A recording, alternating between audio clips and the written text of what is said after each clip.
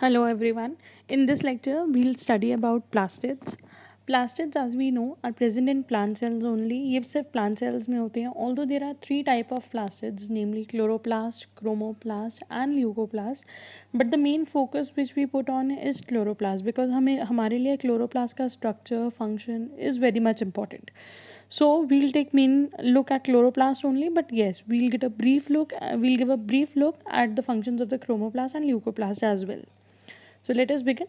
Plastids are the organelles found in plant cells only. Like mitochondria, they are bounded by two membranes. There are many similarities between plastids and mitochondria, which we'll also discuss in this lecture. So, to begin with, plastids में भी दो membranes होती हैं, like mitochondria की तरह. It has two membranes. Plastids can self-replicate. The reason is same which we have done in mitochondria. इनके पास भी अपना DNA, RNA और ribosomes है, तो इनके पास वो सारी machinery है which is required for replication. So, as mitochondria, ये भी हम इनको भी semi-autonomous organelles mention करते हैं. There are many type of plastids: chloroplast, chromoplast, leucoplast. Depending upon the color they contain, या the color they impart, या depending upon their functions. So to begin with chloroplasts are limited by a smooth outer membrane which regulate the transport of material. So chloroplast के अंदर दो membranes हैं, एक outer membrane और एक inner membrane. इसकी outer membrane का जो मेन काम है वो यही है कि यहाँ से ट्रांसपोर्ट ऑफ मटेरियल जो है in and out of the organelle can takes place to some extent. The inner membrane runs parallel to the outer membrane, या आउटर मेम्ब्रेन के साथ साथ ही होती है. Plus it has also many infoldings, इसकी भी अंदर की तरफ काफ़ी सारी फोल्डिंग्स हैं. जब हमने माइटोकॉन्ड्रिया पढ़ा था वहाँ पे भी हमने पढ़ा था कि इनर मेम्ब्रेन जो है वो अंदर की तरफ फोल्ड होती है एंड इट फॉर्म्स क्रिस्टे. यहाँ पे भी फोल्डिंग्स है बट यहाँ क्रिस्टे नहीं बन रही. यहाँ the folding is much more that what we have seen in mitochondria. So you can get an idea by looking the structure. In this you can see कि इनर मेम्ब्रेन जो है वो अंदर काफ़ी सारी फोल्डिंग्स बना रही है जिसकी वजह से, and here is the detail view of that foldings also. तो यहाँ पे फोल्डिंग्स बन रही हैं, इनको लैमेला बोलते हैं. और इनमें से लैमेला में से कुछ फोल्डिंग्स जब पिंच ऑफ हो जाती हैं, ऐसे वेसिकल्स बन जाते हैं, तो उनको हम बोलते हैं थाइलाकॉइड्स. थाइलाकॉइड्स जब एक दूसरे के ऊपर स्टैक हो जाती हैं तो उसको हम बोलते हैं ग्रैनम. एंड ऐसे बहुत सारे ग्रैनम, जैसे this is one granum, this is another granum, this is another granum, this is another granum. जब ऐसे बहुत सारे ग्रैनम एक साथ अगर हम इन्हें कलेक्टिवली बोले तो in plural we can call them grana. And the other space which is not occupied by these inner membrane vesicles, जो इन मेम्ब्रेन के अलावा बाकी जो जेली लाइक मटीरियल वहाँ पे है, जो स्पेस है, उसको हम बोलते हैं मैट्रिक्स या फिर stroma. Here is a simple view also कि यहाँ पे दो मेम्ब्रेन्स है, the outer and the inner membrane. And यहाँ पे आपको दिख रहे कि ये दीज आर थाइलाकॉइड. एक सिंगल को थाइलाकॉइड बोलते हैं. जब थाइलाकॉइड एक दूसरे के ऊपर स्टैक है तो वो बन रहे हैं ग्रैनम. एंड ऐसे बहुत सारे ग्रैनम्स यहाँ पे हैं, इसीलिए हम इनको इन प्लूरल बोल रहे हैं ग्रैनम. अपार्ट जितना भी बाकी का जो मटेरियल है जहाँ पे हम देख रहे हैं खाली है, बिकॉज खाली इसलिए दिख रहे हैं बिकॉज वो जेल लाइक मटेरियल है. There are many enzyme, many macromolecule present over there and it is known as stroma, or somewhere it is also mentioned as matrix. One thing which is very important is as in mitochondria, chloroplast में भी यहाँ पे matrix के अंदर या stroma के अंदर ही DNA, RNA और राइबोसोम्स प्रेजेंट होते हैं, प्लस एंजाइम्स प्रेजेंट होते हैं बहुत सारे. So the inner membrane give rise to series of internal parallel membranous sheets. Internal parallel membrane sheets बनती है जिनको हम बोलते हैं lamella. Lamella are suspended in a fluid matrix called stroma. Stroma contains soluble proteins, ribosomes, DNA and the machinery for protein synthesis. Most of the lamella in the chloroplast is organized to form sac-like structure called thylakoid that we have seen and we have discussed कि lamella से ही vesicles pinch off होते हैं और वो बन जाते हैं thylakoids. They are flattened vesicles arranged in membranous network. Thylakoids may be stack like pile of coins. जब thylakoids stack हो जाते हैं, एक दूसरे के ऊपर pile बना लेते हैं, तब वो बन जाते हैं grana. A typical chloroplast has 30 to 60 grana, और each grana may have 2 to 100 small flattened thylakoid. So दो या दो से ज़्यादा थाइलाकॉइड जब एक दूसरे के ऊपर स्टैक होते हैं तो वो बन जाता है ग्रैनम, और क्लोरोप्लास्ट में 30 to 60 ग्रैनम प्रेजेंट होते हैं. इट ऑल्सो डिपेंड्स, क्योंकि क्लोरोप्लास्ट का मेन फंक्शन है फोटोसिंथेसिस करना. कितना ज़्यादा फोटोसिंथेटिकली एक्टिव सेल होगा उसके अंदर ग्रैना का नंबर भी उतना ज़्यादा होगा. When thylakoids are unstacked, they are called stroma. 50% of the total chloroplast proteins and the various components involved in main steps of photosynthesis are present in thylakoids. So basically thylakoids के अंदर ज़्यादातर material present होता है जो help करता है photosynthesis के लिए.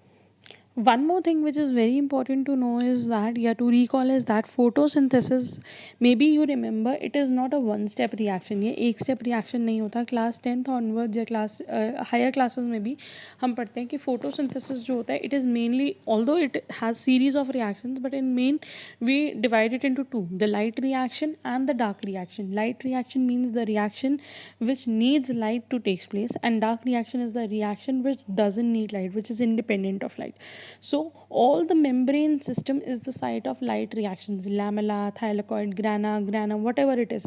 जहाँ पे membrane system है, light reactions के enzyme light reaction का material से वहीं present है और light reaction से वहीं पे ही होगा. Whereas the dark reaction is taking place in the stroma only, in the matrix only, because matrix contains soluble enzyme as well as DNA, chemical, sugar, organic acids, etc. So the light reaction takes place in the membrane system like the grana, and the dark reaction takes place in the stroma. It is very important thing to be noted. Now take a look at the functions of the plastid.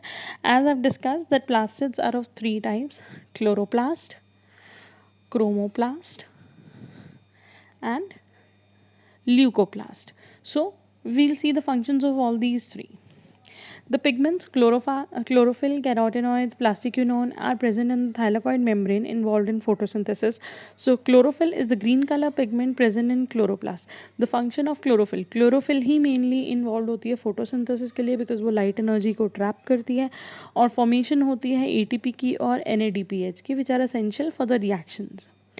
Chromoplast जो होता है वो photosynthesis में involve नहीं होता, but these are the plastid the synthesize and store the colour pigments. इनमें भी colour pigments present होती हैं like carotenoids, which include carotene and xanthophyll, are responsible for various colour of plants like yellow, orange, red, etc. They are also act as the precursor of vitamin A in animal tissues. The last one is the leucoplast. Leucoplast are colorless plastids. Mainly हमें पता है कि plastids का main function होता है कि वो plant को color impart करते हैं. So chromoplast बहुत सारे कलर्स दे रहा है like yellow, orange, red etcetera. Chloroplast green colour दे रहा है, बट ल्यूकोप्लास्ट कलरलेस है, वो कोई कलर नहीं दे रहा. So instead it is performing a function of storage. वो स्टोरेज का फंक्शन परफॉर्म कर रहा है, वो बहुत सारी चीज़ों को स्टोर करता है. And as per the storage substance it is also named differently. For example amyloplast. One type of leucoplast is amyloplast वो ल्यूकोप्लास्ट है जो स्टोर करता है कार्बोहाइड्रेट को in the form of starch. Some relationship between mitochondria and chloroplast. This is a very important question. It is being asked many times कि mitochondria और chloroplast के बीच में क्या main similarities हैं जिसकी वजह से इनको बहुत ज़्यादा related समझा जाता है. Both mitochondria and chloroplast originated and developed in the same way. They are formed by fission of pre-existing organelles. These are the only organelles which are self-replicating. ये खुद ही synthesize हो रहे हैं, खुद ही replicate हो रहे हैं अपने pre-existing organelles से. For example, protoplastids develop to form the mature chloroplast. The another thing which is common is both are semi-autonomous. I think you can recall कि semi-autonomous क्यों है, क्योंकि इनके पास अपना DNA है, RNA है और राइबोसोम्स है, जिसकी वजह से they can replicate. इनके पास पूरी replication machinery है. All these components are required for protein synthesis. Mitochondrial DNA present in the matrix is circular in shape. DNA of chloroplast is much bigger than mitochondrial DNA. दोनों का ही DNA circular होता है, but chloroplast का DNA जो होता है वो comparatively mitochondrial DNA से बड़ा होता है. दो ribosomes are also present, but the genetic information of chloroplast is limited. The next and the very important thing is the symbiote hypothesis. Symbiote hypothesis का there is another chapter, there is a separate chapter as well कि How did mitochondria and chloroplast are so different? मतलब what is the theory of their origin? So there is symbioid hypothesis which suggests that there are many similarities between prokaryotes and mitochondria and chloroplast. Mitochondria का और chloroplast का structure बहुत ज़्यादा मिलता जुलता है prokaryotic cell से. इनके पास भी सिर्फ और सिर्फ ऑर्गेनेल्स होते हैं, लाइक राइबोसोम्स होते हैं और डीएनए होता है. इट हैज़ बीन थॉट, तो ये माना गया था कि in earlier time, in primitive time, mitochondria and chloroplast may have been prokaryotic intracellular parasites. ये मे बी सेल के अंदर पैरासाइट्स थे और जो पैरासाइट्स बन के इतने अच्छे से अडाप्ट हो गए कि ये सेल का एक पार्ट ही बन गए, which in course of time establish symbiotic relationship with the eukaryotic cells. So I hope this lecture was helpful for you. Thank you for watching the video.